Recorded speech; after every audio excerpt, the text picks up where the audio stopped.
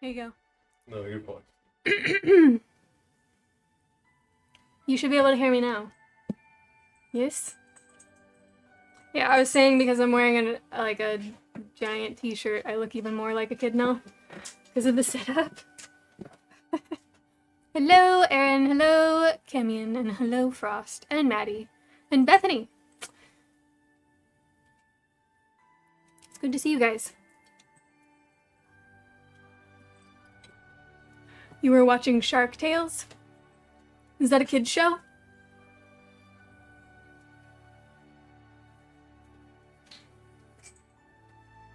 I think it's that animated fish movie that had Will Smith as the main character. What? Yeah. Remember he worked at a car wash, and Will Smith was like the main fish, and he worked at a car wash. Oh. Is that what that was called? I believe so. I might be wrong. I don't know. Whale Wash. Yeah. I remember that. I do. That's funny. I think I only watched it once or twice. It was silly. Hello, Quirt. Here you go. Getting spam on Kick already. It happens immediately after we go live. Click on the name.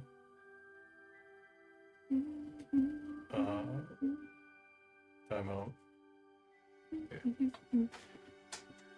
Spam bots and movies on the mouth. Yeah.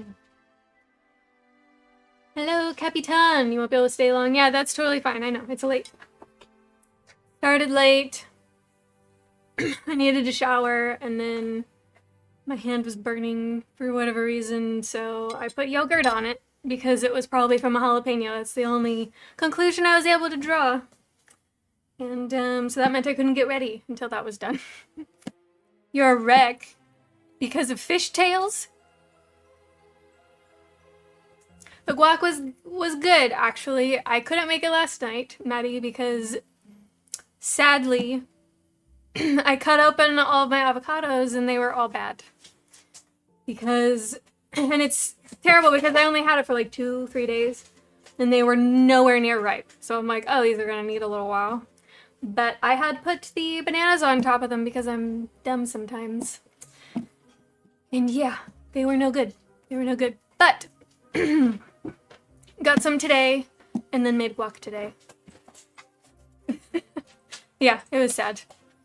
You cried like 3 or 4 times watching The Parent Trap.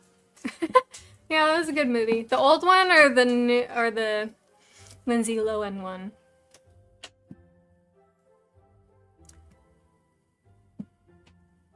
I like the original. Lindsay Lohan, yeah. I mean, she did a good job too. She was cute, but I like the old Parent Trap and Pollyanna, like those, and Escape to Witch Mountain, like those old films. They're fun. Yeah, Coda's ears. We have Milo hiding behind the blinds, and we have Boo right here too, coming to say hello. You finished chapter 20? Good job.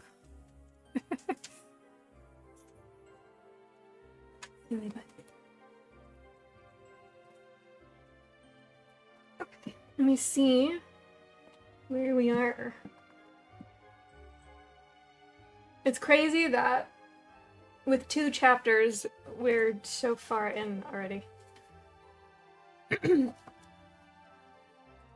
On page 76. Mm-hmm. Always the cattails.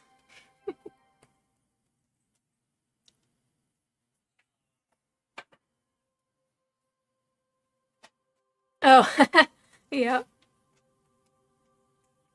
Okay, so last chapter, we found out that Kiaran is ill, and it's because of his mother, the Lady Oonagh. Which is not surprising, but still terrible. And let me see. Vanya is going to be going to Seven Waters. And her grandmother has given her the task of completing what she could not in the first book. Also hormones. Okay. I get it. Yeah, it's because Everett's loud. What can you do, Maddie? You guys are funny. But, yeah. So, she's struggling with all of the feminine wiles that her grandmother is teaching her. Hello, Sortalk. Welcome in. So, she's not really looking forward to doing this. However, her grandmother has threatened that she will essentially kill Kiaran with an illness if she doesn't do as her grandmother asks. So, she's kind of in a tough spot. She didn't bring it up with her father, and he has just seen her off. And she is on the wagon with some of the other ladies from the traveling tribe.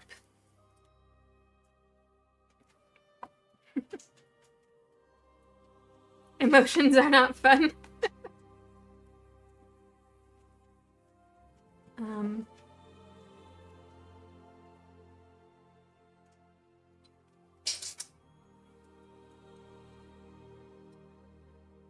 I think some movies have the ability to make me tear up, but I don't think I ever thought that it wasn't a fun experience. Even, Makia is an animation, and that one made me cry like 3 times, which doesn't happen. Like, you know, I'll watch a Pixar movie, I might get like a little, like, and then I'm done. But Makia made me cry. Crazy. You can't English. That's okay. Some days it's just like that, Maddie. And hello, Ashley Lynn. Welcome in. We are on chapter 3 of Child of the Prophecy. This is the 3rd book in the first Seven Waters trilogy by Juliet Marie. Yeah, last night too, I remember. It was funny. But I think we can go ahead and jump in because it is late already, and I apologize for that. We are going to see how long this is.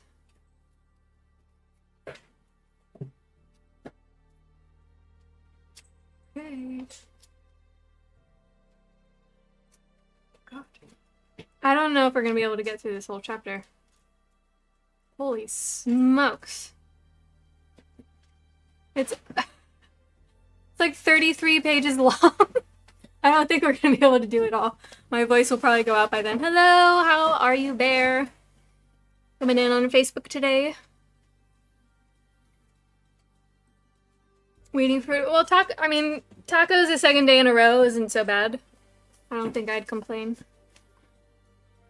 Nice and easy. Like, it's kind of one of those things you can plan ahead and have leftovers, so I'm not surprised. Okay.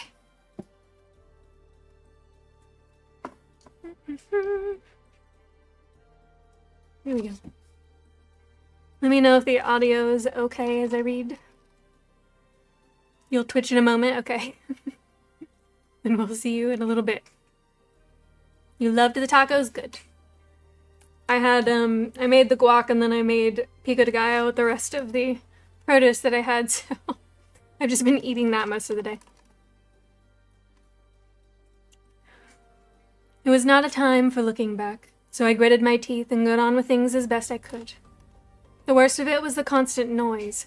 Neighing, barking, the squeak of cartwheels, and folk chattering all at the same time like a gaggle of geese. I longed to cast a spell of silence. I was tempted to put my hands over my ears. With an effort, I did neither. We made a stop by the way quite early on, so Dan Walker could see a man about a horse. The carts were drawn up in the shelter of tall elms, and the women made a little fire and boiled a kettle for tea. But the horses stayed in harness, and we were watered from a bucket. All too soon we would be on the road again. The noise went on. The smaller children ran about laughing and yelling and getting wet in the nearby stream. Peg whistled. Molly hummed to herself. The older girls were conducting a conversation about the horse fair, and which of the lads they'd met last year might be there again. The boys were joking as they went among the animals with their clanking water buckets. I sat under the trees and imagined the dim stillness of the honeycomb, where a whole day might pass with barely a word spoken, where the only sounds were the whisper of sandaled feet and the distant roar of the ocean. "Come with me?" Derek's voice interrupted my thoughts, and then Derek's hand was grasping mine and hauling me to my feet, before I had a chance to say yes or no. "Got something to show you, come on." He pulled me back under the trees and, faster than was comfortable, up a precipitous, grassy hillside to a vantage point crowned with a little cairn of stones. We had already traveled a long way up from the coast. The track had been hard for the horses, and at times folk had climbed down and walked alongside the carts. Peg had told me to stay where I was, and I had not argued with her. Perhaps they thought I would not keep up because of my foot. Derek was making no such concessions. "Now," he said, "look out that way. That's your last sight of the Kerry coast. You'll want to remember it. There's no sea at Seven Waters, just lots and lots of trees." It was far away, already so far. There was no crash of waves, no roar of power, no sound of seabirds squabbling on the shore as the fisherfolk gutted the catch. Only the gleam of sunlight on distant water. Only the pearly sky and the land stretched out in folds of green and gray and brown, dotted here and there with great stones and clumps of wind-battered trees. There's Bear. And hello. What else we got? Capitan, we got you on both. That's nice.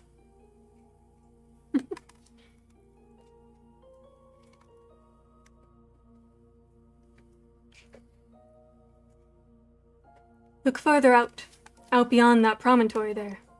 Tell me what you see. Derek put one hand on my shoulder, turning me slightly, and with the other he pointed to what seemed to be a stretch of empty ocean. Look carefully. There was an island, a tiny, steep triangle of rock, far out in the inhospitable waters. If I squinted, I could detect plumes of spray as waves dashed its base. Another small isle lay close by. Even by my standards, it was a desolate spot. "You can't see them from our cove," Derek said. "Skellig Rocks, they call that place. There's folk live there." Live there? How could they? "Christian hermits, holy men. It's supposed to be good for the soul, they say. The Norsemen put in there once, killed most of the brothers, smashed what little they had. But the hermits went back. Strange sort of life, that'd be. Think of all you'd be missing." "It would be quiet, at least," I said somewhat testily, still staring out at the specks in the ocean and wondering at such a choice.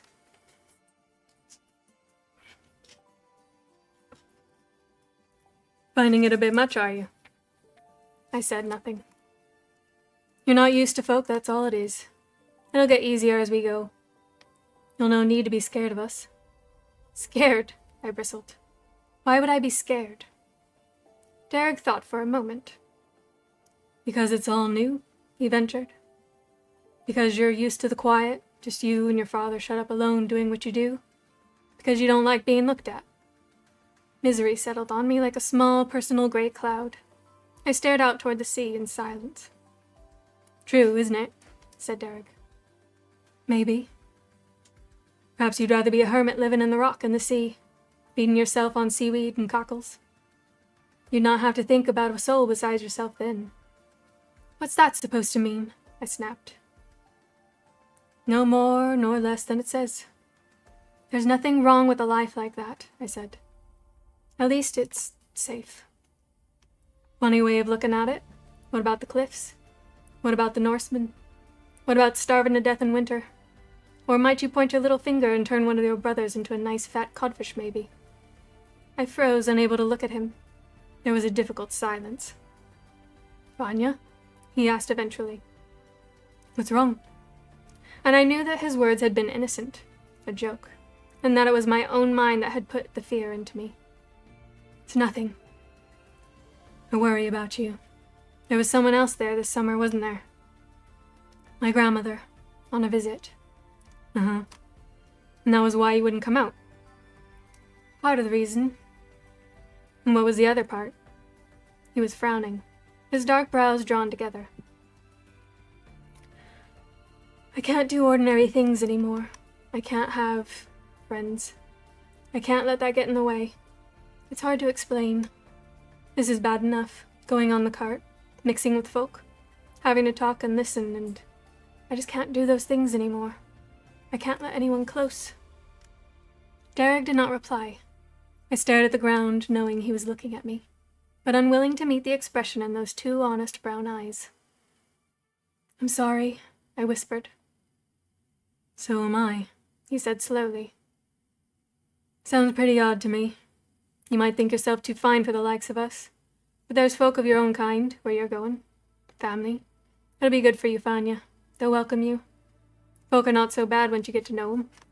And it's only right to have family and friends around you. I don't understand how you could do without them. I drew my shawl closer around my shoulders. No, I suppose you wouldn't, I said. But our kind don't have friends. Then we turned and made our way back down the hill, and he took my hand on the steepest bits, and neither of us said a word until we were nearly under the elms and could hear Molly laughing at some joke of Peg's. You have, you know, Derek said softly. Sometimes you get friends without asking for them, and once you've got them, they're not so easy to lose. I'm going a long way away, I said. I'm a traveling man, remember, said Derek. Always on the move, that's me. The journey was long. I learned to shut out some of the noise by repeating in my head over and over the recitation of question and answer that Father and I had perfected during the long years of my childhood. Who were the first folk of the land of Erin? The old ones, the Fovera. And who came next? So it went as the carts trundled along under the gentle autumn rain and crisp westerly breeze, and sometimes we were running late under a great arch of stars. Whence did you come? From the cauldron of unknowing. For what do you strive? For knowledge, for wisdom, for an understanding of all things? The lore was all that I had to keep me going. The lore was control and direction. Amidst the noisy children and the chattering women and the constant company, more company than I was likely to want in a lifetime. Peg was kind enough in her rough way. She never asked me to help with the skinning rabbits, or fetching water, or washing the children's clothes. She tried to find me a quiet corner to roll out my bed.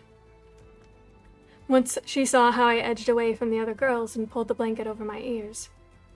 When we stopped for a single night, we'd sleep in the cart, with a sort of awning over that gave half shelter. The boys slept out under the trees next to the horses. There was a smell, with so many folk close together, and it was never really quiet. Often I lay awake looking up at the sky, thinking of Father back home, and listening to the small cracklings and rustlings around me, the horses shuffling, the sigh of children rolling over in their sleep, the snores of older folk worn out by a long day on the road. At dawn they'd be up again and soon ready to be off, the packing a well-practiced, speedy process. It seemed to me we were covering a great distance, despite many stops to sell baskets, or collect a pony, or simply to visit old friends. I lost count of the days after a while. There was a time when we came down through a desolate sort of valley with what looked like small lakes at the bottom, and I managed to waylay Derek for a moment as he came by the back of the cart where I was sitting. Are we nearly there? I asked him, softly so that nobody else could hear. Nearly where? Asked Derek. Nearly at Seven Waters, I whispered. Derek gave his crooked grin and shook his head. Scarce halfway yet, he said. It's a long way north, and east as well, before we reach the forest.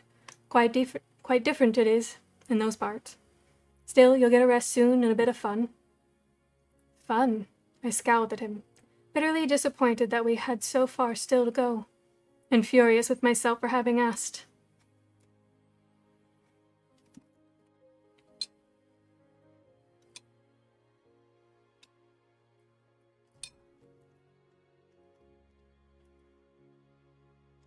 That's right. Best days of the year. Down at the bottom, where the valley opens out, we'll be stopping a while. Resting the horses. Making a proper little camp. Not far from there, you'll come to the cross. That's where they hold the best horse fair in the country. Games, races, music, plenty of food and drink. Finest company you're likely to meet anywhere. Get to know some great folks there, you will. He was watching me closely. Don't look so anxious, Vanya. I'll look after you. We stopped by the lakeside, and the menfolk went a certain distance along the shore out of sight. The day was not so cold, for all the autumn was passing. Not that it was ever any trouble getting the children into the water. It was washing them that was the problem. I watched as the women and older girls stripped and scrubbed the little ones, to the accompaniment of squeals of protest and much splashing. The bath gave way to a sort of water fight, and then Peg and Molly and the other girls took off their own clothes without so much as a word of warning, and proceeded to wash themselves with a shared sliver of soap and a volley of ribald comments. I looked away, feeling a strange mixture of embarrassment and envy. Things seemed so much easier for them. I did not like the water. At home I had never swum in the sea. My baths had been taken in a small tub before the fire, and I had fetched and warmed the water myself. Always I had performed my ablutions in complete privacy. Even grandmother had respected that. Still, I knew I was dirty and did not smell as I wished to, and I did have two clean gowns in my little chest. But this was too hard. Peg scrambled out of the water, her body still lean and shapely for all her brood of children. "Come on, lass," she said with a smile. "Last chance to get your spick and span before the fair. The water's not so chill once you're in." "I don't know." "Come, child, nobody's looking. There's a little cove over there, a bit more private. Not used to this, I can see. I'll keep watch out for you." So, my cheeks hot with embarrassment, I picked my way down to the water's edge, separated from the others by a curve of shore and a few willows, and stripped off my clothes while Peg, who had donned a fresh gown and was now combing and replaiting her long dark hair, sat on a fallen tree trunk nearby and warned off the children if they came too close. The water was freezing. To make things worse, the bottom was soft, oozing mud, and it was easy to lose your footing. And it grew deep so quickly. I glanced over and saw the other girls swimming, brown arms flashing, wet hair like graceful weed across naked shoulders. Farther down the lake, it sounded as if the boys were swinging from a tree branch in deep water. I washed as quickly as I could, using the scrap of soap on body and hair, grateful for the chance to rid myself of the sweat and grime of the journey, terrified that I might take one step too many and plunge in over my head by mistake. Peg was looking the other way. I could be drowned before she noticed. Nobody knew I could not swim. Nobody but Derek. To sink beneath the water, to gasp and strain and be unable to fill the chest with air, that would be a terrible way to go. It would be the same as... I willed that thought out of my mind, unfinished. When I came out, Peg handed me a cloth to dry myself. And then there was Molly, with a gown in her hands. A gown that was not mine, for it was a bright homespun, striped in blue and green, and over her shoulder she had a neckerchief, with a little border of blue ribbon. I stood shivering with the cloth hugged around me, barely covering my nakedness. "I have another gown in my chest," I managed. "This'll be easier," said Peg in a no-nonsense sort of voice. "Good color for you, the blue. Here, put your arms up, lass. That's it." They had everything, even a clean shift for underneath, and stockings with blue borders. When I was dressed, Peg turned me around and began to brush out my hair. "There, child, no trouble. No trouble at all. What a head of curls. I've a nice bit of blue ribbon left, to sew in from those kerchiefs. Moll, see if you can find it, will you? That'll be just right to fasten the end of this plait. Your mother had a fine head of hair. Lovely color, like dark clover honey it was."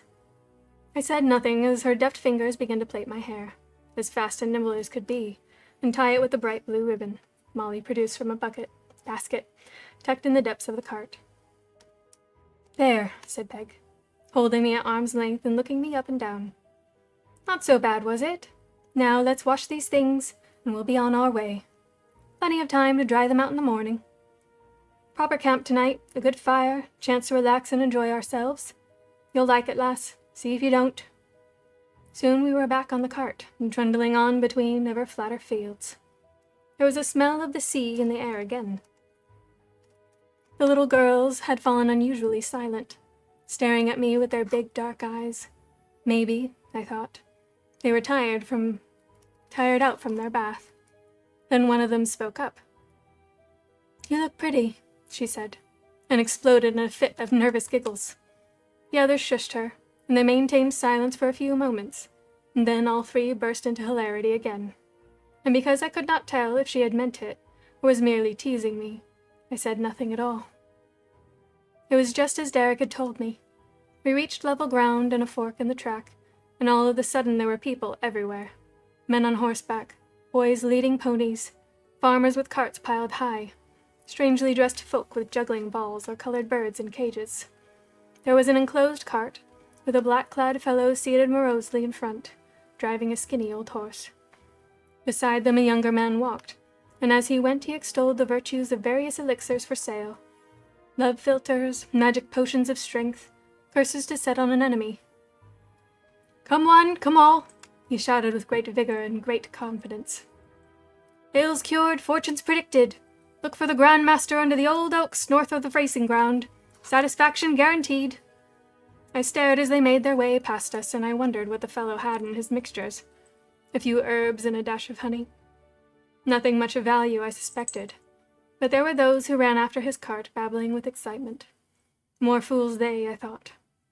They'd soon be parted from what little silver they had, and for nothing. Ads in 4? Okay, yeah, I can go ahead and run the ads. 3 minutes. If it'll work. Okay, there it goes. We'll do the ad.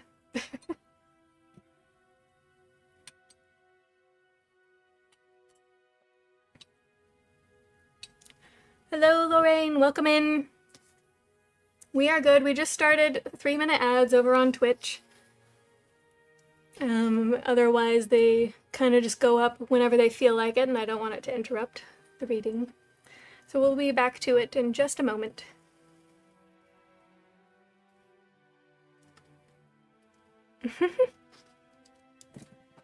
Well, it's good you're making that much progress on your book, Maddie. Okay, go ahead, Bethany. Go grab a snack. Go use the restroom. Drink, whatever you gotta do.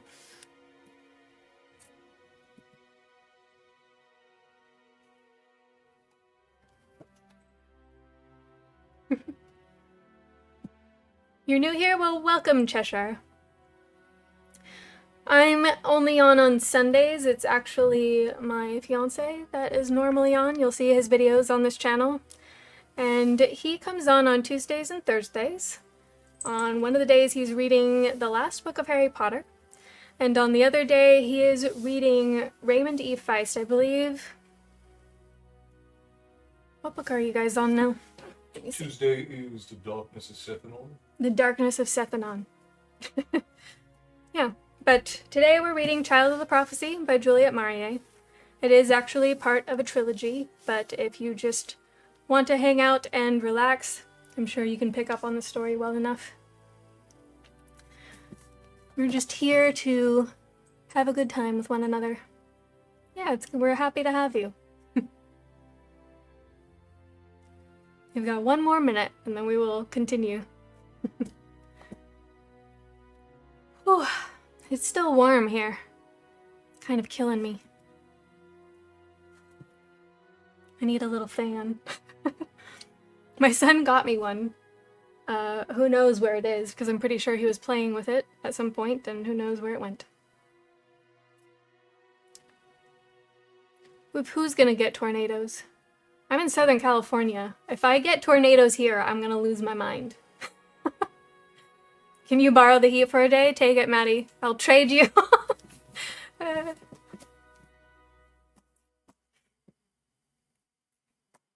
So it snowed for Lorraine, so some of you guys are already getting snow. That's crazy. Some years out here, even the Halloween is still hot. Not always, but sometimes it's still hot, and then you don't want to be all dressed up because you feel gross. It's 56 over there. See, that sounds good. It actually gets cool at night because I know that technically Los Angeles has been known to be Mediterranean. It hasn't been Mediterranean climate for a long time. It's a desert. It's very hot during the day and then cold at night. And I do not want the tornadoes. I will pass on the tornadoes. Thank you.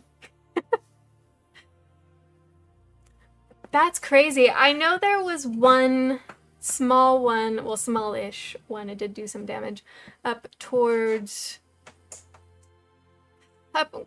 to Northern California. But seriously, if we get tornadoes here, we know the world is ending. It's in the 40s. See, I would be fine with that. As long as it's not windy, like if I'm not in the wind, I'm totally cool with cold. Foothills of Alberta. All right, yeah. I totally get that then. Some pretty land up there, though, that's for sure. 61? Oh, that's still nice. Yeah, I would love that. I would love it. Yeah, when you heard it, I was like, oh, well, I mean, that's because it's crazy talk. When have we had tornadoes in Southern California? Well, all right, Bethany is back and the ads have finished, so we can continue. Yeah, if you're not wanting wind, then come here. Yeah, I am aware. Especially anywhere that's flat. Out in the flat desert, the winds get so strong, I'm just like, oh, no thank you. Cali NATOs, no thank you. Hello, Richie. 48 overcast and windy. So that's like the perfect staying inside weather, but you can like enjoy being by the window. Hello, Tyson. Welcome in. Good to see you again. We get those lovely mountain breezes, yeah. Nothing to block it, huh? All right. Probably better than floricanes. I agree. I agree. We don't need flying crocodiles or alligators. What's down in Florida? I forgot. They have a lot of snakes, too.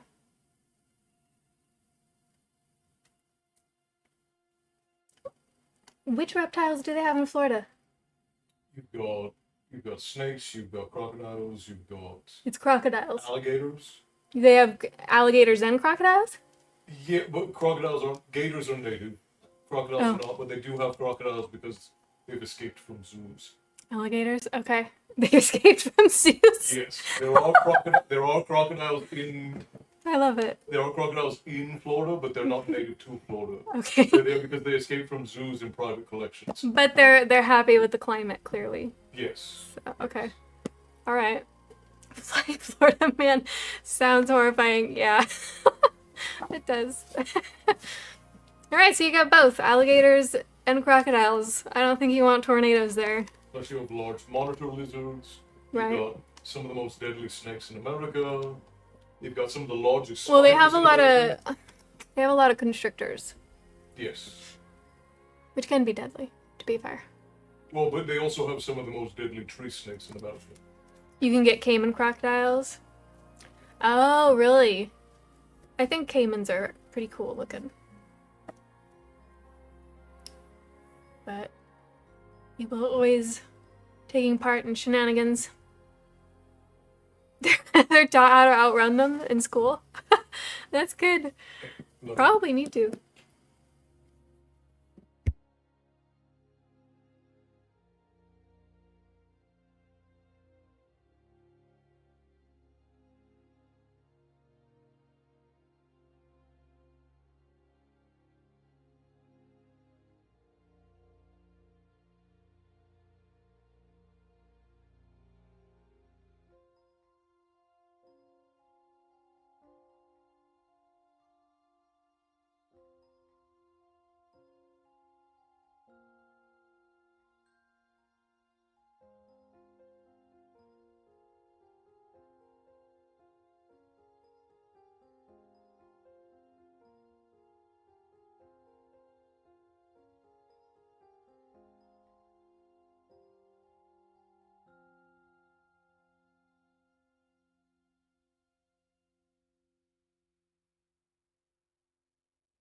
Right, sorry. And yes, Maddie, it is coffee.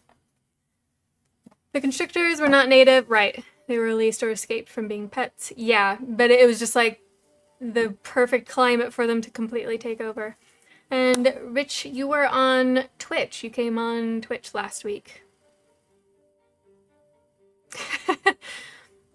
That's funny. But yeah, alright. We went off on a tangent there.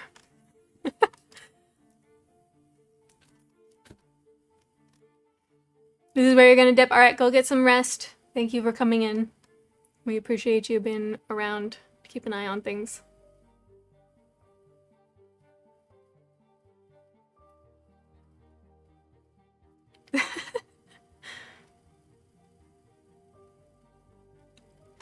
Bethany, so I spent a few hours reading at Starbucks today in a new dress I bought yesterday. I lost track of how often I was asked by people if they could sit at the table I was at. And I don't remember being asked the last time I was there. I must look really good in this dress. Well, are you gonna show us, Bethany? You just gonna taunt us with this amazing dress that drew everyone to want to share a table with you? Thank God I have an adult in the room. Why? Are you gonna get in trouble? Silly. We got plenty of you guys that like to get into shenanigans. Yeah, let us see. Let us see the pretty dress. All right. Let me see where I left off. Yes, okay. So you just saw the people going to spend their money on bottles of stuff that do nothing.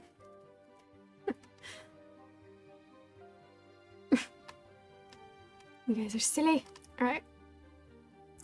We did not share the road long with the ever-increasing throng, but took a way to the side to the west, and soon reached a sheltered stretch of sward, fringed by elder trees and bordered with a swift-running stream. Here we halted and the camp was set up. This time the carts were fully unpacked, serviceable shelters erected, and a solid fireplace of stones constructed in the center of the open space, with room around it for folk to sit in comfort. The horses were unharnessed, then loosely tethered in the shelter of the trees, and the boys began the task of brushing them down, each in turn, and checking for any possible damage after the journey. I gathered we were here to stay for the duration of the fair, going up the road each day to do business and returning to our camp at night. I could hear the sea, a soft, persistent washing in and out of small waves. The women and girls had a big tent now, and in this, I was given my own corner, which Peg showed me winking. As I rolled out my bedding and checked the lock on the wooden chest, I managed a whispered thank you, and she gave me a crooked grin, the image of her son's. As soon as my things were set out neatly, I made my escape, out of the tent, between the trees, and down a little track to the west. It wasn't far. The short walk on the pebbly path, between scrubby bushes, up a gentle rise, and there it was. The breakers rolled lazily in to lick at the pure, wide beach that stretched between high promontories to north and south. Farther out there were plumes of spray, and dark rocks slick with water. A great reef, it seemed, guarded this peaceful bay. The setting sun moved ever closer to the vast expanse of water, and touched the sand to pale gold. Here and there on the shore figures could be seen, 2 boys galloping their ponies neck and neck in a wild race along the margin of land and water. A lad on a black horse, out there swimming, breasting the power of the swell, then coming into shore, dripping to shake off the excess in a shower of silver. There were folk walking, a couple in hand, a girl bending to pick up shells. I sat there a while, watching. I sat there long enough to become calm, to slow my breathing, to tell myself I could manage. I would manage. Perhaps, when they gathered around the fire in the evening, they would not think it amiss if I retired early to sleep. Maybe, when they went up to join the great throng at the horse fair, I might remain here and walk alone on the shore, or sit and watch the slow pattern, always changing, always still the same. Perhaps that might be possible. If it were not, I would have to use the glamour. Indeed, grandmother would think it foolish that I had not done so by now, to cover my awkwardness, to mask my fear of strangers. I thought it foolish myself, really, but there was something that held me back. I remembered Derek's frown and Derek's words. I don't like it when you do that. I thought of the little girl's voice. You look pretty.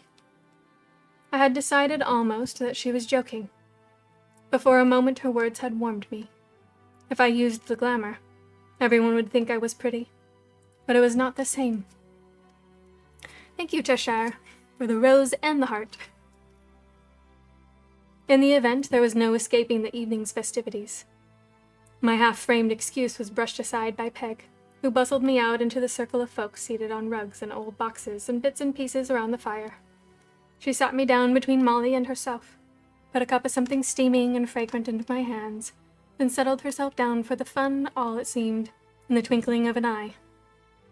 There was simply no chance to object. Around the fire were many faces, old and new.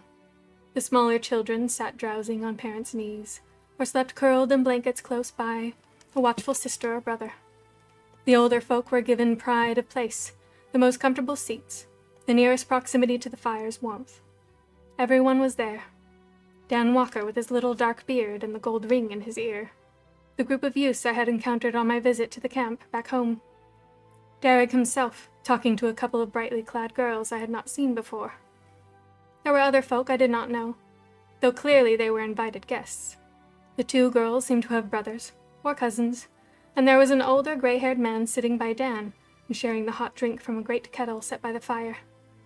I sipped cautiously. It was good, but strong, something like a cider with spices and honey.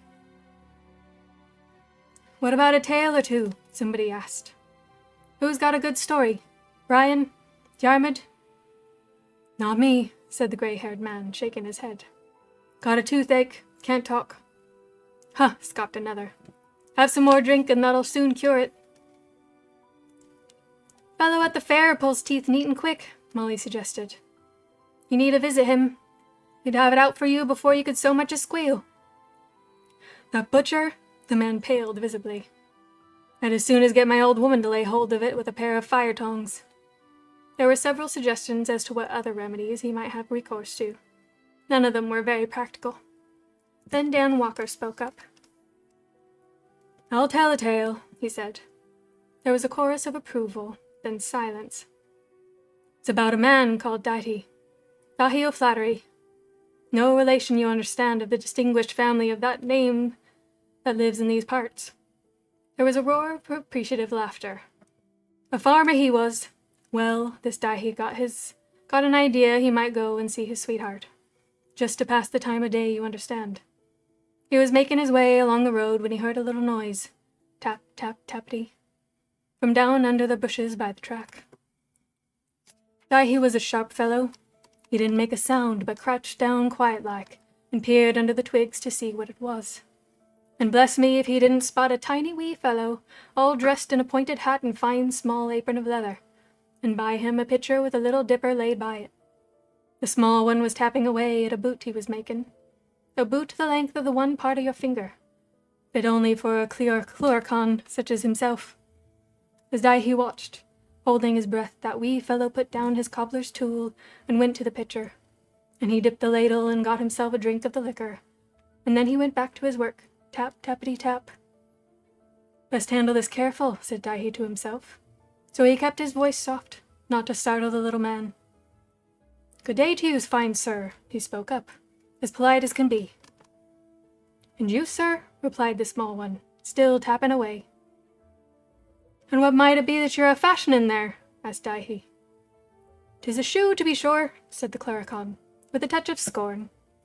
"And what might you be doing, wandering the track instead of doing your day's work?" "I'll be back to it soon enough," replied Dahi, thinking, unless I catch you first. "Now tell me, what is it you have in your fine wee pot there?" "Beer," said the little man. "Tastiest ever brewed. Made it myself." He licked his lips. "Indeed," said Dahi. "And what might you use for such a brew? Malt would it be?" The clericon rolled his eyes in disdain. "Malt? Malt's for babies. This drink's brewed from heather.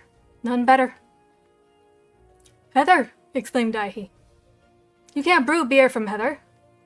Ah, said the wee fellow. 'Twas the Dougal showed me. Secret recipe. 'Tis me own family makes it, no other. Can I taste it then? Surely, said the Cluricaun. But it's shocked as I am that a fine farmer such as yourself would be thinking to pass the time of day drinking by the road, when it's his own geese out here in the yard and running riot all over this neighbour's garden. Oh, hello, Milu. When did you pop in here? Did I miss you coming in? Were you lurking? Hello. Just now, okay. You just snuck in like a ninja. Capitan just went to bed, actually. You just missed her. What happened? Oh, your sub expired? Okay. So when you click on the subscribe button, it'll have a little pop-up box, and then there will be a little toggle that you can select to subscribe with your Prime account to get the free one. You hosted Thanksgiving today? That's quite early.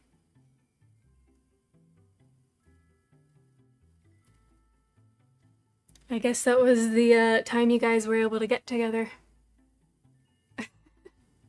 Oh, Canadian Thanksgiving is this weekend. That makes sense. That makes sense. My bad.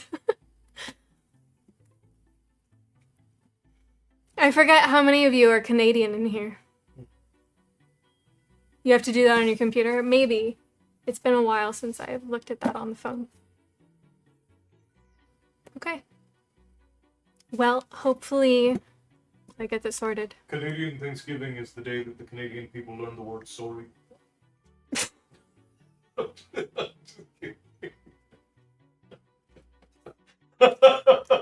He's got jokes, folks. He's got jokes.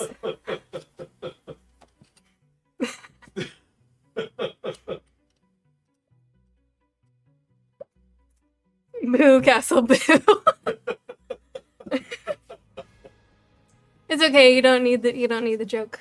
You don't need the joke. He's being Castle. Learned the word sorry. But he said it with a Canadian accent.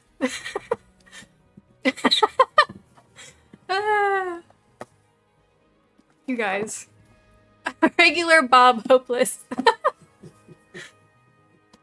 Alright, we can continue with my terrible Irish accent. I didn't know he was going to be telling this long-ass story, otherwise I would have just done a regular voice for him. It could be Minnesotan, yeah. I mean, I have a great aunt who is in Wisconsin. She's lived there a good portion of her life. And I cannot even tell you how many times she'll say, "Don't you know," in one day. My accent doesn't sound bad to you? Well, that's good. That's good. Thank you. Is it awful, Maddie? I haven't heard you do it yet, so.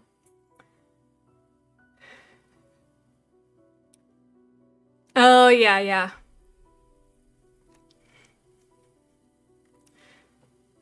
Yeah, so you betcha? Yeah. Yeah, that too. But, I mean, just all the time, it's "Don't you know? Don't you know? Don't you know? Don't you know?" She, like, draws out the O. Yeah. She's adorable. I love her. Alright. Let us continue.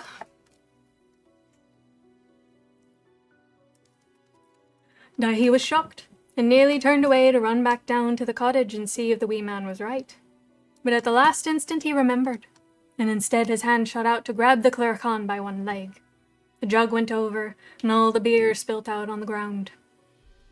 "Now," said Daihi, as sternly as he could, "show me where you keep your store of gold, or it'll be worse for you." Well, But the Cluracan was rightly trapped. For as all we know, you need only hold on to such a one and keep him in your sight, and he will has to show you his treasure. So on they went down to Daihi's own fields, and into a place with many rocks still to be shifted before it would be good for planting. The Cluracan pointed out one of these big stones toward the south end of the field. There, said the little fellow, under that, there's me crock o' gold, and bad cess to you. Well, Daihi tried and he tried to shift the rock, pushing and heaving, and all the while holding on to the Cluracan, and eventually he knew he'd not get it out without his spade. But there were so many stones there, the whole field of stones. He needed to mark it somehow before he went for the spade. Daihi felt in his pocket. There was a bit of red ribbon there, and that he'd got from a travelling man, and planned to give it to his sweetheart for a surprise. He fished it out and tied it around the rock where the gold lay buried. There, he said. He frowned at the wee man. Now, before I let you free, he said, knowing well the trickery of such folk, I want your word. You're not to move the treasure before I come back with the spade, and you're not to take the ribbon off this rock. Give me your promise.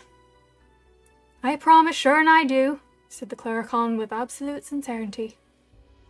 There was a ripple of laughter from those in Dan's audience who knew the end of this story. All right, then, said Daihi. Will you let me go, so? The wee man asked, polite as can be. So Daihi released him, and the Cluracan was off in a flash. Daihi went home for his spade, and rushed back to the field with his mind full of all the things he would do when he laid his hands on that rock of gold. And as he came around the corner and clapped eyes on the field, what did he see? Every single stone in that field was wearing a red ribbon, neat as could be. And try as he might, and dig as he would, Daihi O'Flattery never did find that Cluracan's treasure. There was a ripple of satisfied applause. Even I had enjoyed the story, though it had lacked the grandeur of those my father told. Then the grey-haired man, apparently cured of his toothache, volunteered a song. It was a fine, uplifting tune about how hard it was to make a living in the bitter cold and harsh land of Connemara, and how he loved it so well regardless that his heart would always call him back there. There were more tales, funny, sad, touching. At the end, Derek was persuaded to play his pipes. This time he did not choose one of the heart-stopper laments I had heard so often ringing across the hillside above the cove. He played music for dancing, and the young folk got up and made a circle, and there was a stamping of feet and the clapping of hands, and the bright whirl of skirts and fringed shawls in the warm golden light of the campfire. I sat and watched and sipped my drink. Derek played on. He was not looking at the joyful dancers, or at the older folk seated comfortably, renewing friendships after a year's parting. He was looking at me. Get up and dance, his eyes said, challenging. Why don't you? And deep inside me, something wanted to do just that. The music spoke to the blood. It called to feelings best left unwoken. But I had been well trained. I spoke to myself severely. You, dance. Don't be silly. You'll never dance, not without making a fool of yourself. Besides, you are what you are. You are outside this and always will be. Hello, Skjor the Black. Welcome in. No, he's from Falkos community, I believe. Oh, that's right. I recall having a conversation with you. It's been a while, actually. Welcome in. He did keep his word, Bethany, you're right. He didn't touch the treasure, and he didn't remove the red tie. But, you know, if somebody was after your pot of gold, wouldn't you go ahead and be that petty? I did have a conversation with you.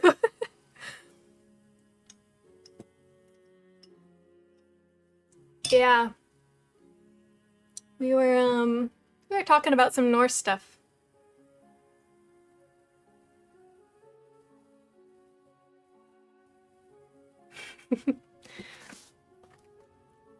Oh, it's hot.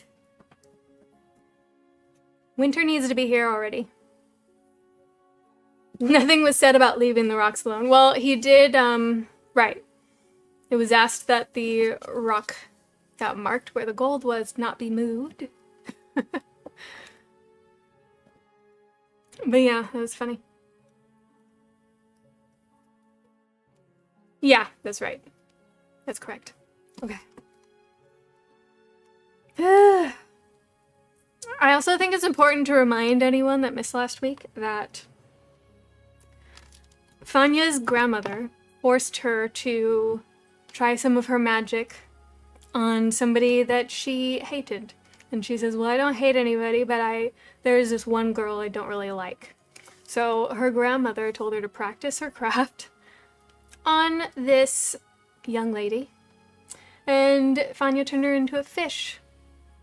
And before she could turn her back into a human, somebody stood in her line of sight blocking the girl who is now a fish, and she cannot change her back when that happens. She has to be able to see. So the woman that was blocking her line of sight also picked up the fish and was like, oh, what is this doing here? And then killed it. So she's carrying this guilt with her. And I can't imagine it would be possible to be comfortable with these people knowing that you basically caused the death of someone, even if it wasn't meant to happen. But she was a part of that tribe, so they're like, kind of like, where'd she go? Maybe she ran off with a lover or something, but why didn't she say anything? It's weird. It's just this. Yeah. So nobody knows. And so when Derek made the comment, and he was just joking about her turning someone into a codfish, that's why she freaked out. So, just a little clarification there. Nice to meet you too.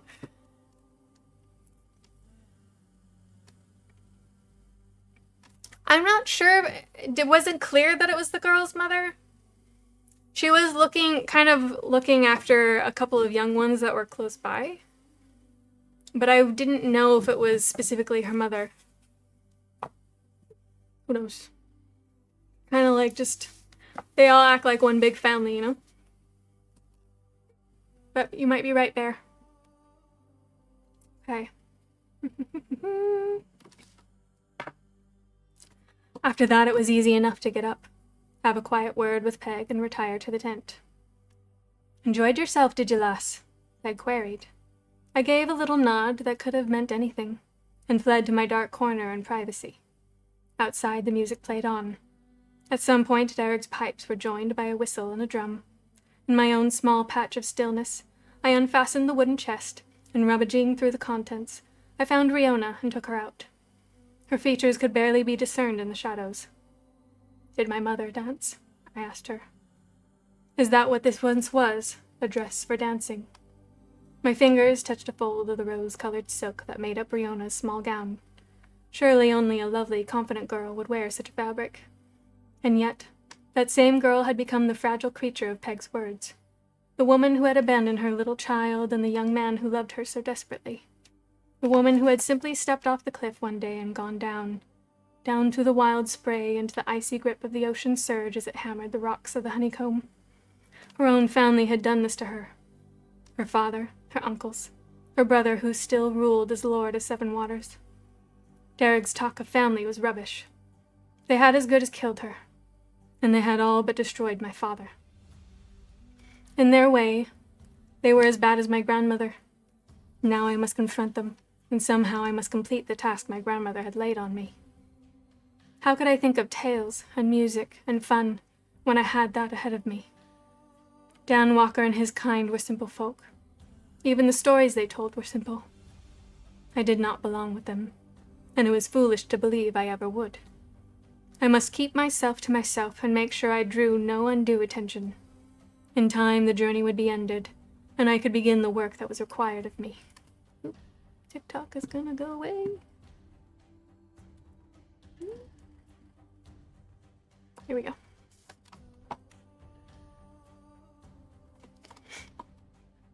All right.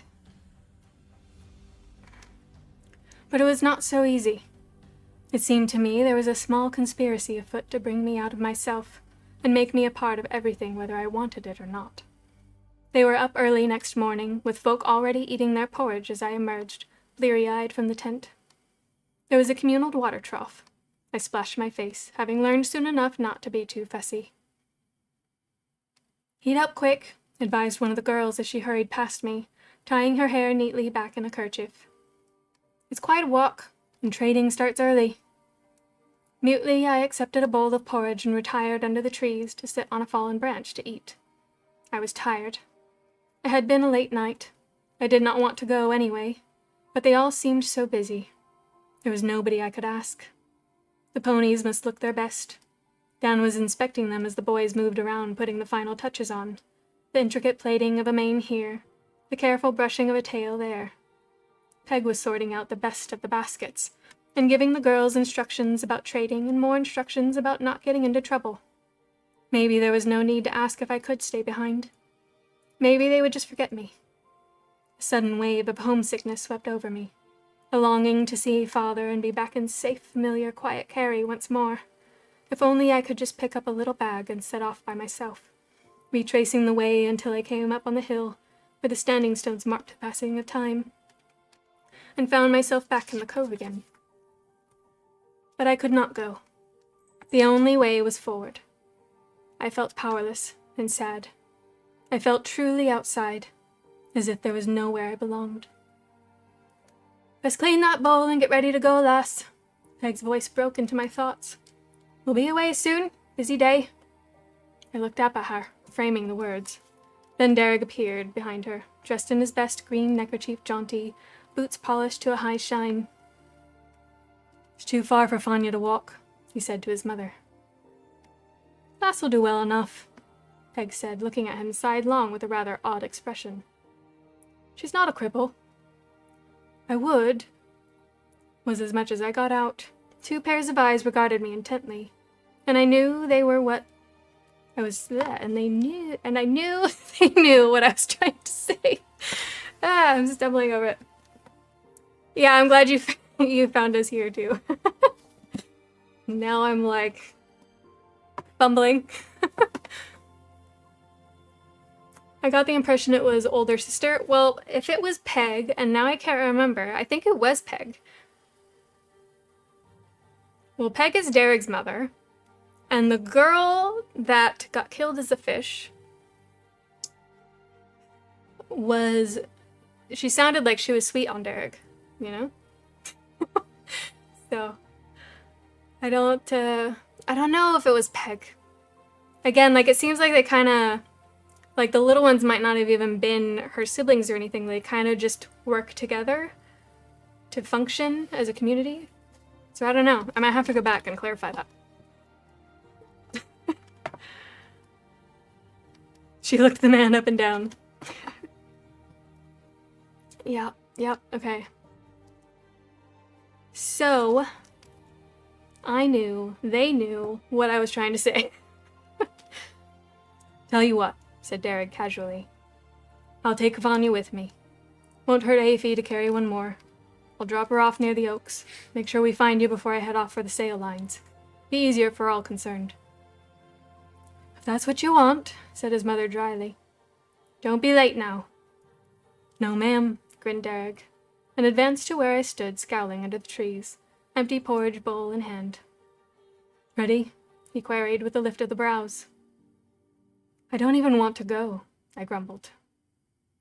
"Well, you can't stay here on your own, so there's no choice really, is there?" he said lightly. "You'll need a kerchief on your head. It's windy riding. Best plait up your hair, too. Want me to do it for you?" "I certainly do not," I snapped. "I'm not a baby. I'll do it myself." "Don't be too long," he said calmly. One of the other girls offered to help me with my hair, and because I was in a hurry, I let her. This I regretted soon enough. "Special treatment, huh?" she queried as her fingers worked through their way through the thick, intractable mass of russet curls. I could not look at her, to quell her gossip with an expression of disdain. I was forced, therefore, to reply. "What do you mean?" "Getting a ride with Derek. He's never done that before, taken a girl up to the cross with him. Too many lasses after him. That's his problem. Very careful is Derek. Doesn't play favorites. I could scarcely think of what to say. I might have slapped her face if she had not had hold of my hair. Wow. Sorry. She's a little sensitive there. There's no favorites about it, I whispered angrily. He's just helping, that's all, because I can't walk very fast. I moved my right foot slightly, to show the boot that was a different shape from an ordinary one. That, said the girl offhand. That's nothing much. You'd keep up all right. Got a bit of ribbon, have you? I handed her the blue ribbon over my shoulder. No, you're a favorite all right. Not like him to hang around waiting, first day of the fair. He's always the earliest one off, straight after sunup. Horse mad, Derrick is. Wait till he turns up at the cross with you behind him. Break a few of the lasses' hearts, that will. You're wrong, I'm sure, I said, feeling my cheeks grow hot with embarrassment. It's just that I'm not one of you. A stranger, a guest. He's being polite, that's all. The girl tied the ribbon neatly and firmly. Maybe, she said, leaning around with a little grin that marked her out as another of Peg's seemingly endless brood. She must, therefore, be Derrick's sister. I could not even remember her name. And maybe not. And then she was off in a flurry of red skirts and a twinkle of gold earrings before I could even think of saying thank you. She was completely wrong, of course. Derrick and I were old friends, that was all. And Derrick thought I would be a nuisance and get into trouble if he did not play watchdog. Anything else was far too difficult to contemplate. I tied the little kerchief with its blue border over my newly braided hair and went out to where he waited, with no sign of impatience while Aphie cropped tranquilly at the grass. It seemed as if Dan and the men and the other lads were already gone. Peg and Molly were organizing bigger children to carry younger ones, and making use of a couple of old horses to bear baskets and babies. Derrick was looking at me with an odd expression, almost as if he were going to laugh. Quite the little girl, traveling, he remarked. All you need is a finishing touch and you'll blend right in. Here. He reached under his jacket and brought out a bundle of silk soft cloth neatly folded. As I took it in my hands, it flowed out of itself and was revealed as a dazzling shawl of many colors, closely patterned with tiny creatures, delicate and jewel-like, leaf-green lizards, vivid blue birds, golden butterflies, and exotic rainbow fish with fronded tails. The shawl was fringed with long, shining tassels, somewhere between gold and silver. I need to get your opinion on something real quick. Okay. You don't have to do it. I just need to know if I'm being too sassy with this. Seems like you're in a sassy mood. I am. Somebody on Facebook came into woke up and chose violence, just like Fanya. Somebody came into the Samhain video and said, Samhain is named after Samantha Douglas, and it is said Samhain. And so I what? So I responded, and you tell me if I'm being too harsh. I said, yes, Samantha Douglas, the ancient Celtic goddess of seasonal transition, sister to Karen O'Lantern and patio furniture, no doubt. Stop it. That is hilarious. Keep it. Okay. That's good. It is sassy. But that is hilarious, and it is deserving of the sass. Speaking of fish, I have a joke to tell. What do you call a fish with no eye? Shh. Shh. Yeah, there you go. Shh. Oh, God. What did you say? Karen O' what? Karen O'Lantern. Karen O'Lantern. Yeah, sister to Karen O'Lantern and patio furniture. Patio furniture. Yeah. I thought patio furniture was very clever because patio furniture. It's funny. Yeah, I thought that was good. Patio, yeah, patio furniture. Sad. Who is that? What? Who is Sarah Douglas? Samantha Douglas. Samantha Douglas. I don't know who that is. I don't know. I don't remember off the top of my head. Your kids love that joke? I don't think I've heard that joke. It's good. I don't think many people would get it, like, on their own. It's funny. I think, when Everett was little, his favorite was, how do you make a tissue dance? Mm-hmm.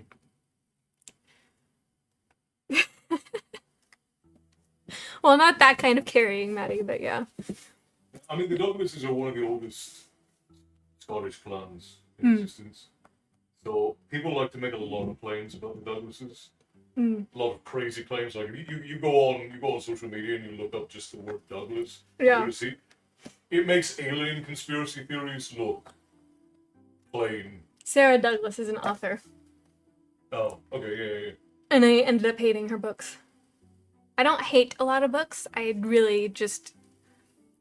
I got through 3 of them and I just was inexplicably upset and angry.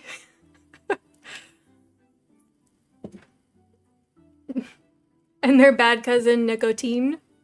Nicotine, yeah.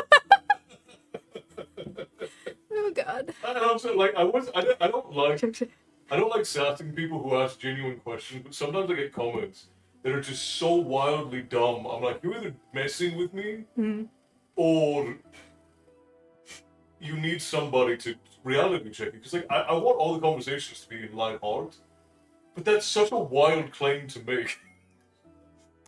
People are gonna believe what they want to believe, Yeah, you know? yeah. But yeah, Ashley and Frost got it right. You put a little boogie in it. It's cute. Envelope, that's funny.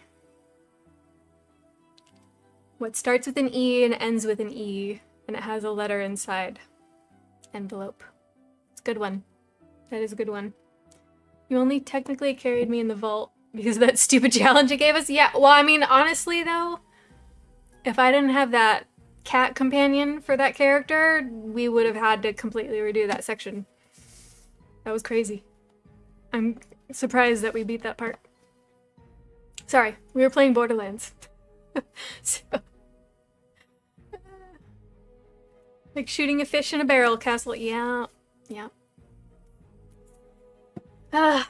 He loves to get sassy. When people I do like to, get that ridiculous. To be a good spirit. Like, I try not to be mean to people. No, it was funny. I thought it was funny. I think it's very funny. What's the longest word in English? Supercalifragilisticexpialidocious? I don't know. What's the real one? I know there's a real one because there was a girl in high school that had the answer for this. What was the book about? By Sarah Douglas. It was fantasy. And I bought them because I was a major Louis Royal fan. He's an artist. He loves to do a lot of the hot girls and monsters. But he did a lot of fantasy covers at that time, and I was like, oh, this is really pretty. This seems interesting. And there were several characters that you were keeping track of, and I just did not like any of the protagonists. Like, I just wanted to slap all of them. I didn't like, they were just not the kind of characters, like, characters should have flaws. They should have flaws, but these characters were, I don't really know how to put it. They weren't good. They were not good. What? Did you look that up, Maddie? Pneumonotramic microscopic there's like silicovolcano there was a disease that a lot of people harp as being like the longest word in existence, but the actual one's like overnumerousness, I think, is the longest like actual word. Overnumerousness? Overnumerousness. Alright. I believe is the actual like longest word you can use. But there are a bunch of diseases that have really long names. Since we're on jokes and we do shanties, what does it cost for a pirate to get piercings? Buccaneer, yeah. A buccaneer. S on the front and the end with a mile in between them. Smile? What? Maybe? Was that correct? I feel like there's something missing there. I had a dream that I was swimming in an ocean of orange soda. When I woke up, it was just a fantasy. It's a good dad joke. I feel called out. Yeah, smiles. Okay, all right. Oh, S in the front and at the end. Okay, I get it. I get it. Smiles, plural. Got it. I think my brain is kind of checking out.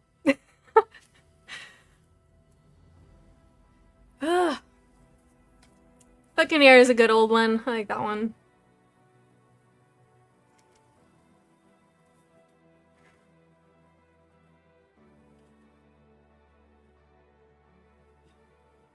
There was another joke like that, but I can't remember it. Oh well. Alright, we're gonna do a few more pages. We were playing Borderlands last night. I don't stream it. I play with Maddie when he's got the inkling, and then I join him on his stream. Because I enjoy the sass in Borderlands. I myself can be a sassy person when I am not keeping myself in check. So, yeah. That's why we get along. We got sass. And so I love Borderlands because it's got a lot of sassy dialogue. I enjoy it. It's driving you nuts. The heat is driving me nuts. Yes. Heat is driving me nuts. Yeah, on your channel. I'm old, I tell old jokes. I am totally fine with that. I love dad jokes. Alright, a few more pages. And then we can sing some shanties together. I don't have sass, just as a sense of humor. I mean, that's good. I enjoy sarcasm. So. Harlow and Vex are super dramatic. Yeah, that is kind of one thing that really is strange about the new Borderlands game. When they're in Fuego, they're just like, ah! Like they're so dramatic about it. I get it. You're on fire. That would be terrible, right? It'd be terrible. But it's like a cartoon when like the villains are dying and they're overdoing it. I don't know. Maybe I'm just being picky. Okay, all right. Continuing. It was the most beautiful garment I had ever seen. I can't wear this, I said, staring at it. It seemed fit only for a princess. No, said Derek, and he plucked it out of my hands and put it around my shoulders, tying the ends in the front. Come on, he said. I promise not to be late. Not scared to ride a pony, are you? Of course not, I retorted. Well then, with him helping, it wasn't too hard to scramble up Afy's back. I thought I would have to cling on behind him as his sister had said, but he put me in front, sitting across like a lady, and held on to me with one arm while the other had kept a light hold on the reins. It seemed to me as we went that Afy knew what he wanted, almost without being told. When there was a fork in the track, Derek would say a quiet word, and she'd go one way or the other. He'd touch her with his knee or put a brown hand on her glossy white neck, and she'd understand straight away what he wanted.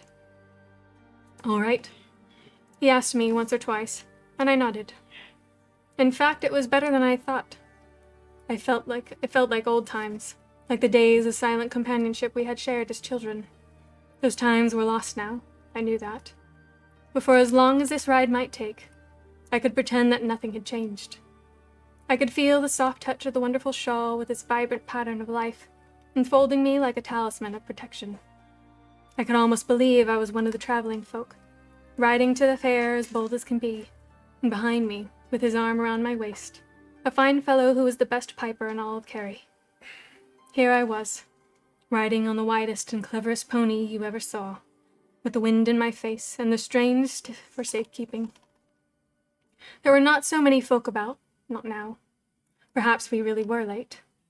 Derek didn't seem bothered, and Afy made her way as if she knew she were the only creature of importance on the road anyway. We had passed Peg and Molly and the children, and Derek's sister had winked at me. After a while, I said to him, What's your sister's name? Which one? The one with the red skirt, and a bold sort of way with her. The next one down from you, I think. There was a little pause. Why don't you ask her? Said Derek. I made no reply. They don't bite, Fanya, he said. But there was no reproach in his tone. That'd be Roisin. Been giving you a cheek, has he? Not really. You need to watch out for her. She'll say just as she thinks, if she's a mind to. I said. I've noticed. She's a good girl, though. They all are. All too soon we were there. I had never seen so many people, all in the one place, nor heard such a din of voices. There was a sort of order in it, if you looked close enough. The real business was over where the horses were, with little groups of farmers and traveling men, and a few with the air of a local lord or a master-at-arms, checking teeth and inspecting hooves, and conducting intense private conversations. Nearer at hand, folk were trading for variety of goods, and chattering, and there was a smell of something good roasting over a little fire, and I could see the covered cart of the Grand Master and his voluble henchman. From a distance, someone called out to Derek. We came to a halt under a stand of great trees. Well then, he said, and slipped from Afy's back, light as a feather. Here we are. He lifted me down and stood there with his hands around my waist. He said. A smile, that's a rare treat. I reached out to pat Afy's well-groomed flank. Not selling her, are you? I queried. Her? Not likely. Couldn't part with her, not now. She's my luck. I nodded. Someone's calling you, I said. Derek took his hands away. Not sure I can go, he said, frowning. Mom's not here yet, and I said I'd make certain I found them for you. And up there's no place for a girl, jerking his head toward the horse lines. Another voice yelled out, Derek, you're needed here. You'd better go, I said, with more courage than I felt. I can wait here under the oaks and look out for the others. Derek's brown eyes regarded me very closely. Sure. I'm not a child. I think I can be relied on to wait a little and not get lost. Promise you'll stay out of trouble. Don't be ridiculous. Promise, or I'll be obliged to wait here with you. Derek! This time it was Dan Walker who was calling. This is stupid. All right, I promise. See you later, then. He tweaked the corner of my kerchief, turned on his heel, and was gone, with Afy walking obediently beside him, steady as a rock in the seething, noisy press of the crowd. I did mean it when I promised. I really did. But you can't help who you are, and what you are. Sometimes things happen, and you have to act. You simply cannot stop yourself. That was how it was that morning at the cross. Okay, we'll stop there, because this chapter is way too long. And we've gotten through 20 pages. I think that is fair enough, because it's already 9 o'clock. Which is pretty crazy. We can recap of the last few pages. Yeah. So, they're journeying to Seven Waters, and she feels like it's been a very long time. She's lost count of the days. And she's asked how long it's going to be until they get to Seven Waters. And Derek told her that they haven't even gotten halfway there. So she's not happy about that. And they've made a stop for the horse fair. So they will probably be staying for the duration of that. And hello, Ironside Jaeger. How you doing, hun? Thank you so much for 30 months in a row. You are a legend. A recap of the horse ride? Oh, the camera cut out. So they just didn't really do anything. Like, she was kind of enjoying that they were having companionable silence like they did when they were kids.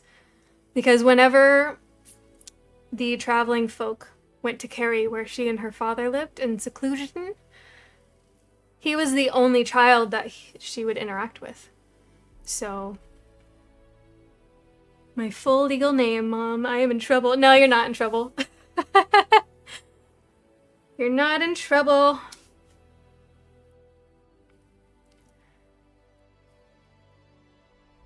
Yeah, they just rode to the fair in silence. He would just ask her if she was okay every now and then. We are in the US.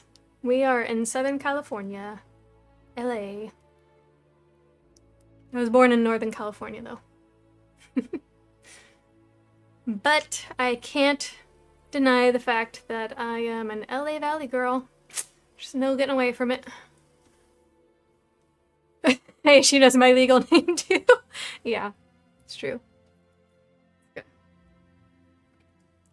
Yeah, it is so hot. I'm like, oh. Well, and because we're also in the valley, and the valley is like a bowl because we got the mountains around us. And I like seeing the mountains. However, the heat kind of just gets trapped where we are. If you're on the coast, it's wonderful. That cold air that comes from the ocean, it's fantastic. California girls, they're unforgettable, yeah. For better or for worse. It's in my email, yeah. I don't hear a valley accent. Yeah, I definitely picked up on slang while I was in junior high and high school, but I didn't always really fit the valley girl, but every once in a while it comes out. Just like little things. Just little things. I was always a reader, and I loved a lot of the fantasy movies. I think I got most of my influence from those rather than the valleyness. But like Clueless, that movie Clueless, if you know that one, I freaking love it. It's so funny. It's adorable. I knew girls like that. So it's funny to me. It's not too far off. It's really not. And as a valley girl, I'd make fun of valley girls because there were plenty of them that were airheads, you know? You have that little draw at the end of each of your words? Yeah. It probably gets influenced by Castle too, because he still has a bit of his Irish accent, but then like his accent's hard to pick up on because it's like a mix of a lot of different things because he moved around a lot as a kid. And he's been in the States for a while now, so. If you read a book called Mind, are you a mind reader? You guys are silly.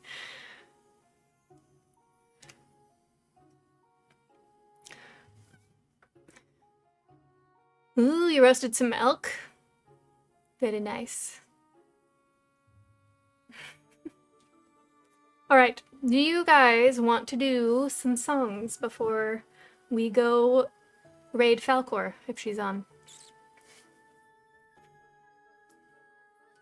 I'm leaving it up to you guys. I did not roast an elk. He was beautiful. Everybody. Very funny. Just everyone's got jokes today. The guy here in the stream, he's Irish, yes. He is more Irish than I am, and I just have the DNA. Yeah, we got the DNA all over, right? Yeah. There Will Come a Soldier, we can do that one. And Savage Daughter. You guys always want the same ones. You guys are hilarious. It's okay, though. I did say it's up to you. I don't have a problem with it. So, we shall do it.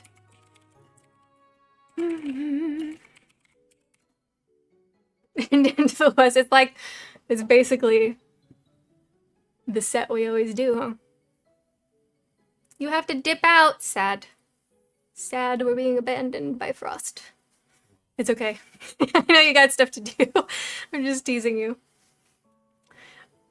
I very rarely guilt people for leaving, but I just felt like it.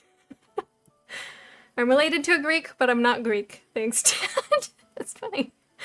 This is funny. You're Greek by association, I guess. You just sing this so well. I'm glad you think so. Thank you. Yeah, we'll let the ads go. I better put it in the chat. I won't start until they're over.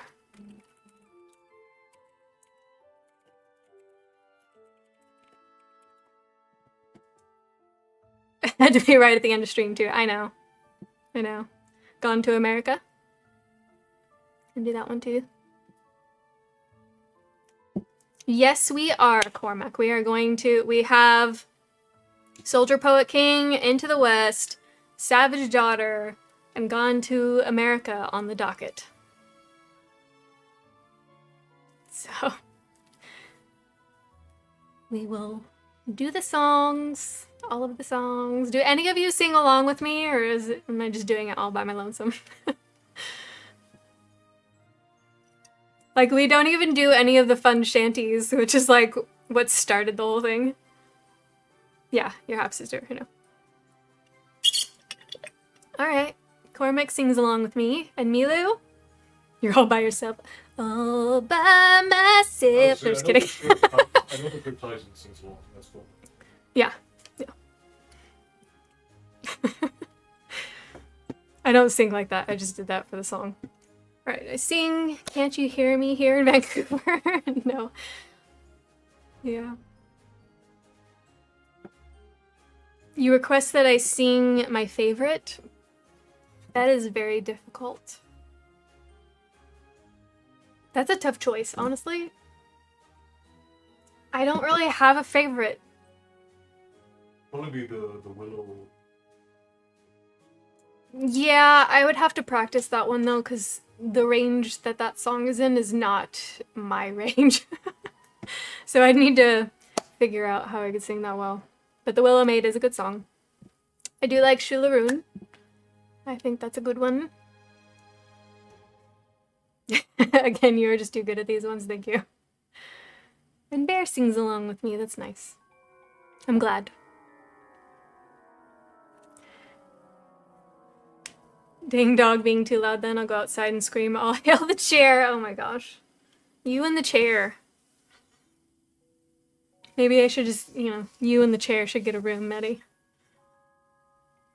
Or I guess you said Jaeger was the one that started that. Jaeger, did you start the chair cult thing? Yeah, singing your own. Yeah, I have to. It was like, if I try to push singing in someone else's range, it ends up hurting my throat. Is the ad over? I think so. Yeah? Yeah? We good? Okay, we're back. All right. Very good. Very good. Soldier Poet King is quite short, so we'll start with that one. Get my vocals going. I have a chair. I don't want to get it jealous. Stop. We have Gilded right now. We just found out that Gilded is going away though in December, so we'll probably be getting back on Discord. Does anybody have access to the links for those? Probably not the Discord, but you can get into Gilded for now, and we'll send everyone the Discord link after I get everything redone. I got so much work to do transferring everything over. I even put it in a spooky font. That's cool. Dan's playing Silk Song and I made a death count for it. That's cool. That's funny.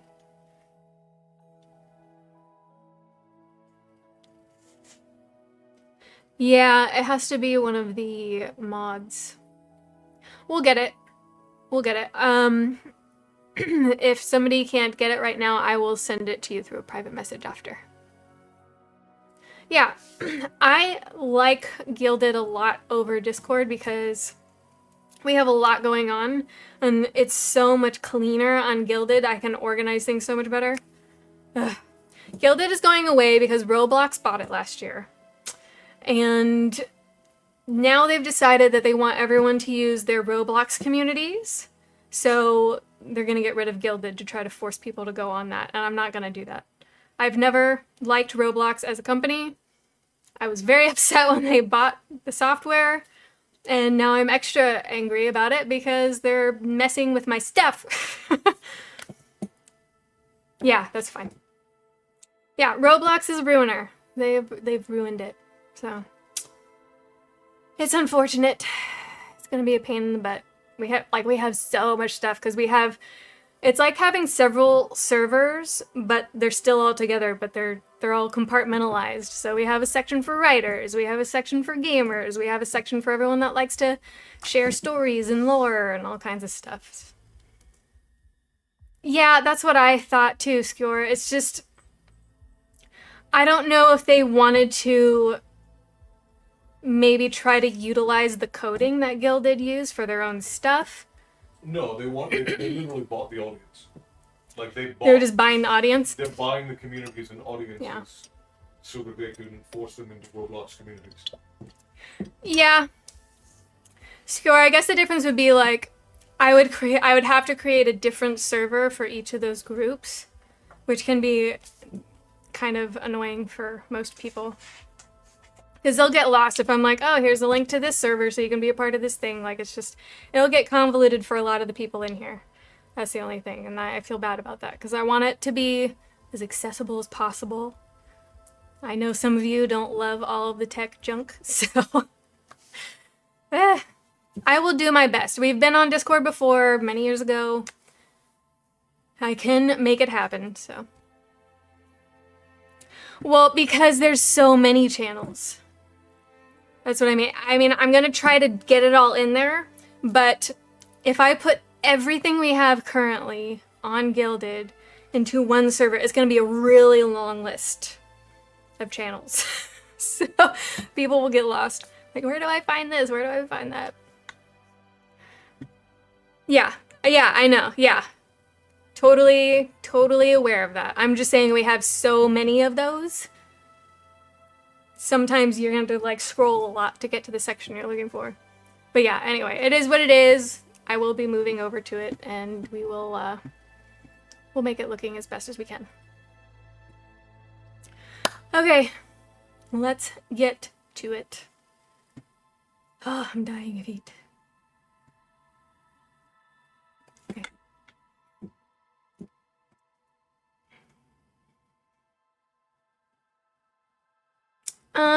I don't think I did, Bethany. Did you send it to me through Gilded? I don't remember. If you send it to me through Gilded, I will find it. All right. There will come a soldier who carries a mighty sword. He will tear your city down. Ole, ole, oh Lord. Ole, ole, ole, oh Lord. He will tear your city down. Ole, ole, oh Lord. There will come a poet whose weapon is his word.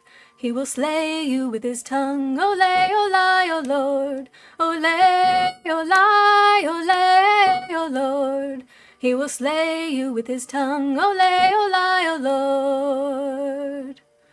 There will come a ruler whose brow is laden thorn, smeared with oil like David's boy. Ole, ole, oh Lord. Ole, ole, ole, oh Lord. Smeared with oil like David's boy. Ole, ole. There's a lot of instrumental in that song, so that's why it's short. Oonagh Hunter's the musical. That's silly. This is where I retire for the evening. Have a wonderful night. That's totally fine, Ashley. Have a good night. Thank you for joining us this evening. Sleep well. We'll see you again soon. Ugh, my voice is rusty. Okay, we're still gonna sing them all. Into the West or Savage Daughter? Next. I guess we could do Into the West. Not that one. I had somebody comment on the language video where we talk about names for bats and nipples and that. Yeah. I go, okay, but somehow Leather Wings Man just doesn't have the same ring. I mean, but no, Leather Wings makes sense. But Right? I responded, strongly disagree. I do not hesitate to tell you he still polls quite well with the goths, punks, emos, and bikers. That's funny. Ugh. Drink what? Drink the river juice? Silly. Alright. Let's see if I can make this sound okay. Okay, I didn't go through all of those because I figured those were all the songs being requested of Castle.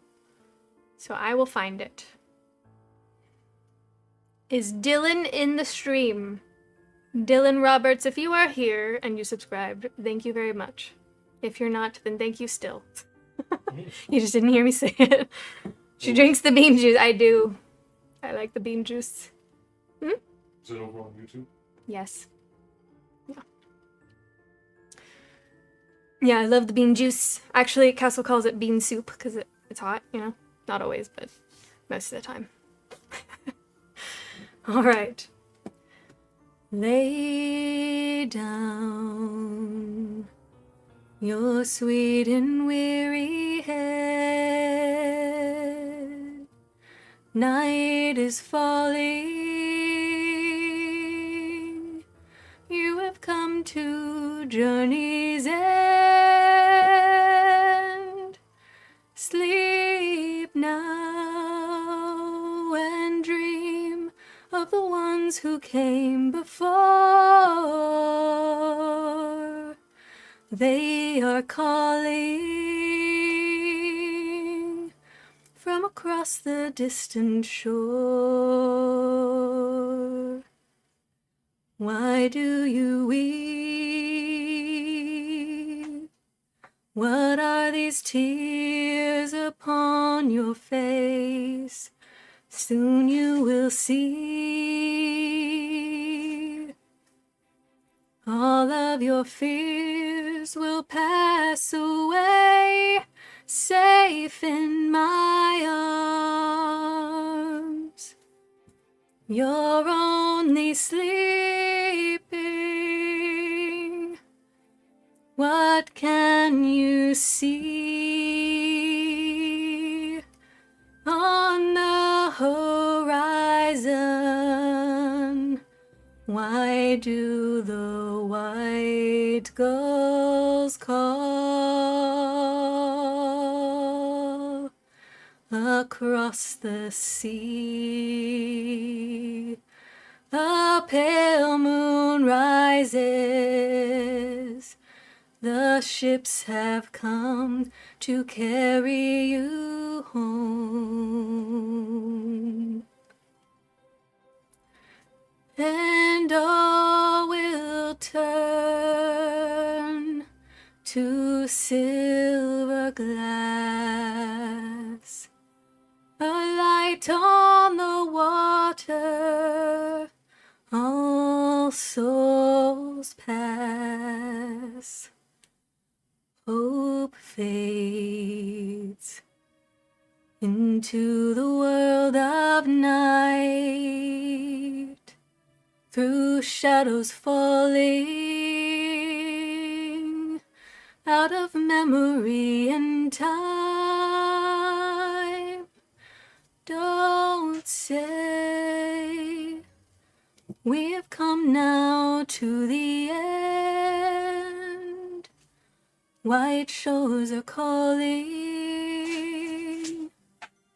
You and I will meet again, and you'll be here in my arms, just sleeping. What can you see on the horizon? Why do the white gulls call across the sea? A pale moon rises. The ships have come to carry you home. And all will turn to silver glass. A light on the water, gray ships pass into the west. Yeah, I don't know what's up with my voice today, but I apologize. Right. It's still fun. This one should be interesting to get through. My voice all scratchy. I want to say again for anyone interested, I posted the picture. Okay, yeah, I am excited to see it, Bethany. I'm sure it is lovely. Right. Next we are doing Savage Daughter.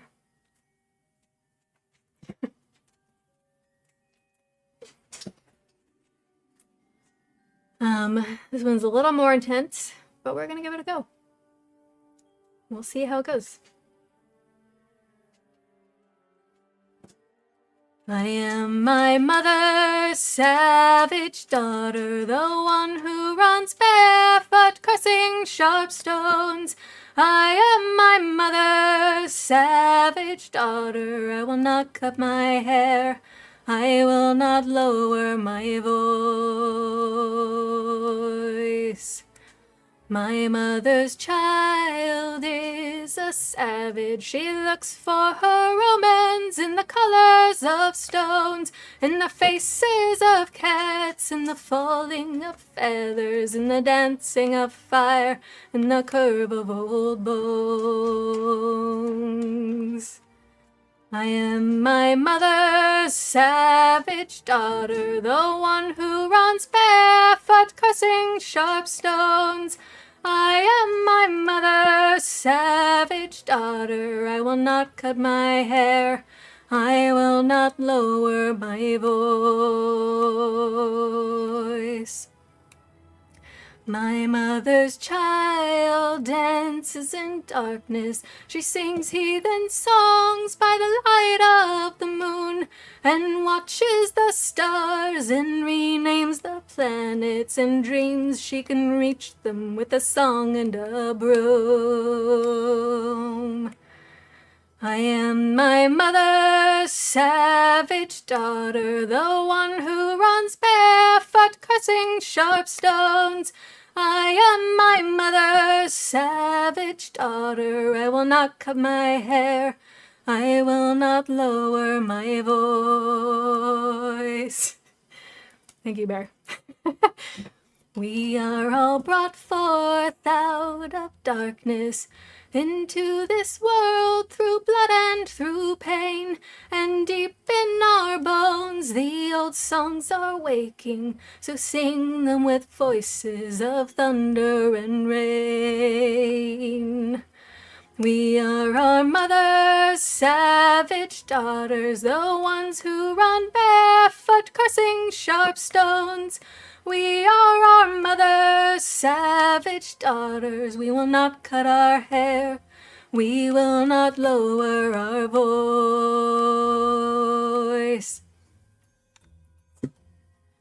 Right, made it.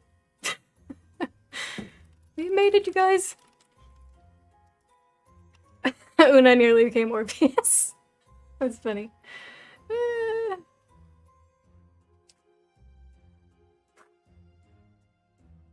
Opa, yeah.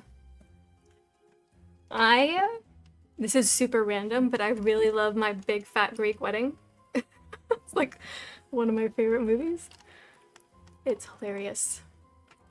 Okay, and then Bear asked for Gone to America. There's always a part that I get wrong. I always get the tune wrong. I need to listen to it again. I've been kind of like stuck on my playlist that I listen to when I'm reading. And that was not in there. Alright. Here we go. Gone to America by Steel Eye Span, for those of you that don't know.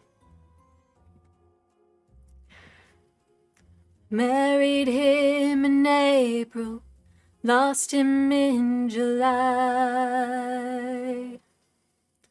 Listen to my story and I'll tell you why.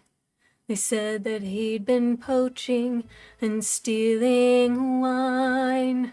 They said I wouldn't see him for a long, long time. They said he's gone to America to work the land that some called Virginia. They said he's gone to America. Married him in April, lost him in July. They took him as their prisoner, then told me why. They said that they had sent him where poachers go.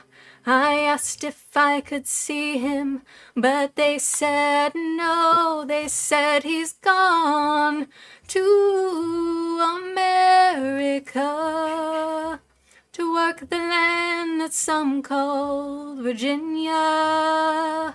They said he's gone to America. Married him in April, lost him in July. Curse the men who took him, curse their wicked lie. The night they saw him poaching and stealing wine was the night he took comfort in these arms of mine. But now he's gone to America to work the land that some call Virginia. They said he's gone to America. Married him in April, lost him in July. There it is. It's a sad one.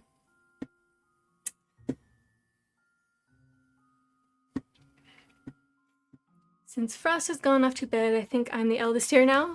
Yeah, probably.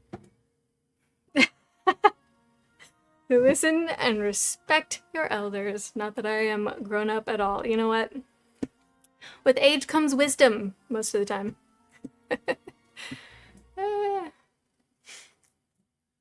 All right.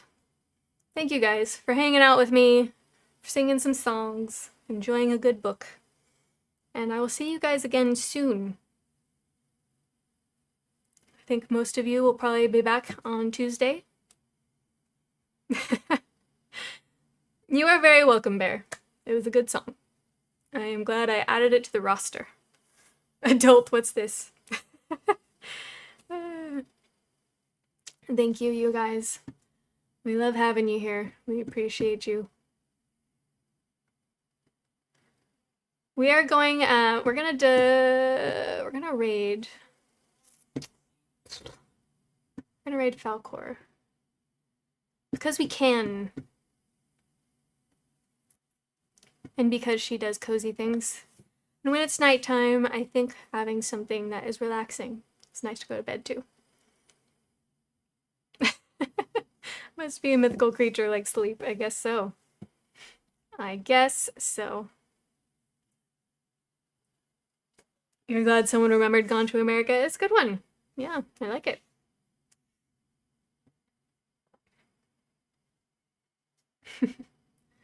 All right. We're going to go ahead and go say hello to Falcor. Even if you're going to go to bed, please go ahead and say hello to her. Give her some support. And we'll see you guys again soon, okay? Thank you. Much love. See you again soon.